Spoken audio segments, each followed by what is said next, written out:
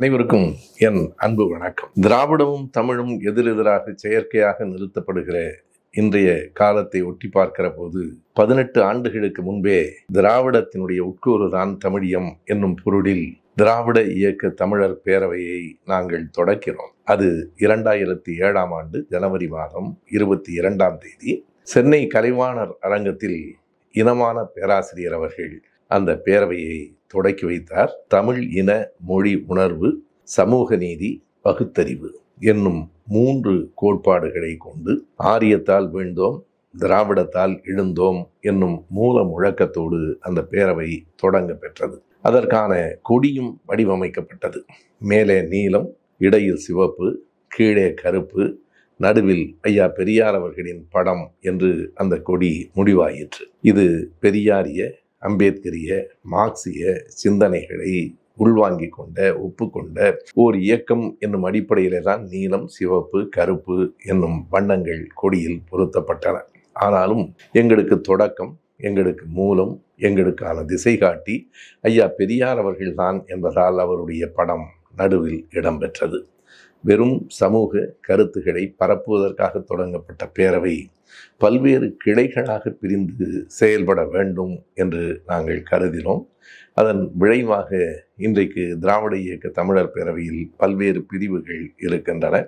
திராவிட தமிழர் அறக்கட்டளை என ஒன்று இருக்கிறது. அதன் மூலமாக கல்வி உதவி திட்டத்தை தொடர்ந்து செய்து வருகிறோம். கருஞ்சட்டை பதிப்பகம் நடைபெற்று கொண்டிருக்கிறது. 100க்கும் மேற்பட்ட நூல்கள் வெளிவந்திருக்கின்றன. ஒவ்வொன்றாக இப்போது ஓராண்டுக்கு முன்னால் திராவிட முழக்கம் என்னும் ஒரு மாத இதழை நடத்தி வருகிறோம்.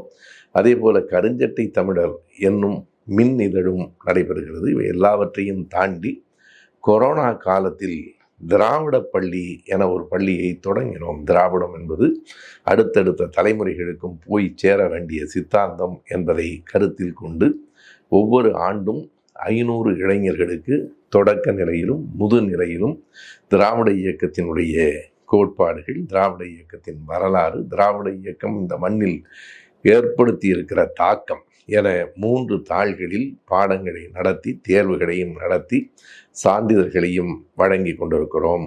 இந்த 5 ஆண்டுகளில் 2000க்கும் மேற்பட்டவர்கள், பெரும்பான்மையாக இளைஞர்கள் திராவிட பள்ளியிலே படித்து பயன்பெற்றிருக்கிறார்கள்.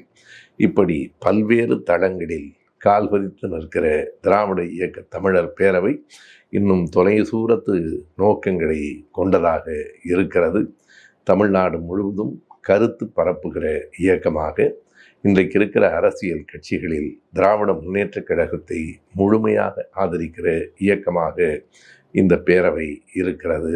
இந்த பேரவை அடுத்தடுத்த கட்டங்களை தாண்டி செல்லும்.